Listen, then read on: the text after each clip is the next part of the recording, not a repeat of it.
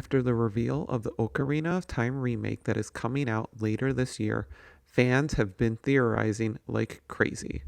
One thing fans have been worried about is whether Nintendo may or may not be retconning some of the story or other elements for this remake. Some of those theories include incorporating elements from Twilight Princess, like the Twilight Mirror, or perhaps teasers to Majora's Mask or other games.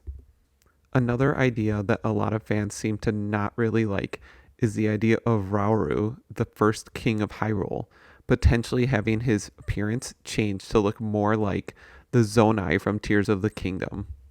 It's entirely possible that they redesign him to look like the goat rabbit furry man from the Zonai Tears of the Kingdom style. There is some confusion whether this character would be the same Rauru that we saw in Tears of the Kingdom, or if he's just a different Rauru from the other timeline.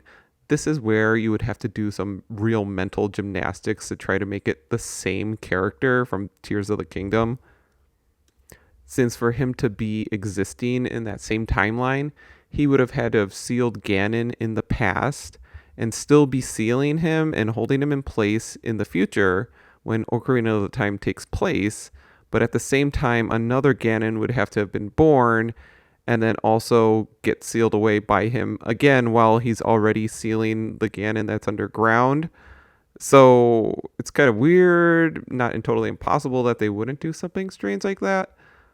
But that's the kind of strange retconning that you'd have to start to think about in order to make that possible. So the odds are they might just visually redesign the character and not have it be the same character.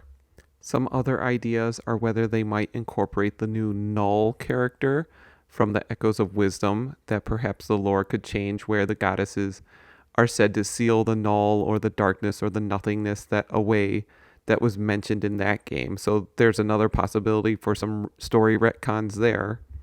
Overall, it seems like most fans do want the game to be changed as far as playstyle and redesigns of the dungeons. People want to experience something new, yet still familiar, but still retain the story.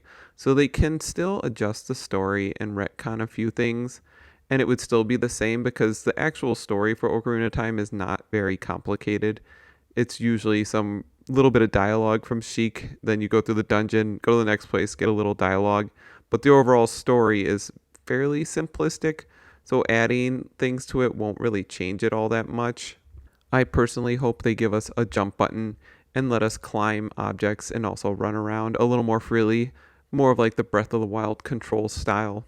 Other people have theorized that they'll add temples like the old light temple that got scrapped from the original game, which could be a cool addition. Somebody mentioned it could be something that you experience, but probably between the child timeline to the adult one.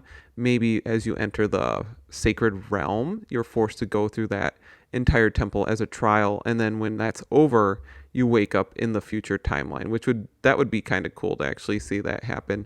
And it would give us a new temple, but also introduce some new mechanics at the same time before revealing the age change.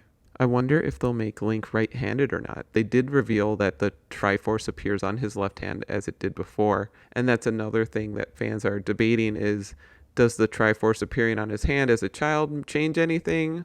Or is it just like other games where it's the person of destiny and it just manifests there regardless, sort of like a tattoo? I don't think it really changes the story much to say he already has it, or, he's just being marked as the chosen one because maybe he doesn't unlock that true power anyway until later in the game. I think it's just more of activating or being triggered by the activity of the other Triforce potential holders during the dream sequences, sort of activating them all. And here's a quick message from this video sponsor, myself. If you like Tears of the Kingdom and The Legend of Zelda, you might like my personally designed Tears of the Kingdom Corruption Glass. This design was made by me, originally by me, inspired by Tears of the Kingdom. No AI or other generator was ever used in any of my artwork. So feel free to come on over and check out this glass and purchase one on my web store at foxtailllc.com, and you can find it under the merchandise. Link in the description below.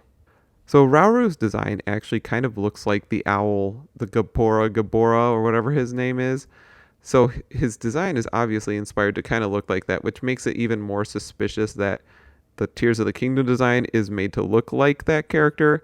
And maybe the character has the ability to change his appearance. If he can be the owl, why can't he be, Goat Rabbit Man? Or maybe he also has a more human appearance that he can take on using his spiritual powers or whatever. We don't know much about him in the actual Ocarina of Time, as they didn't give us much information, but this is definitely a chance for them to suddenly give him a backstory, if not sort of make it similar to the Tears of the Kingdom. We'll see what happens with that.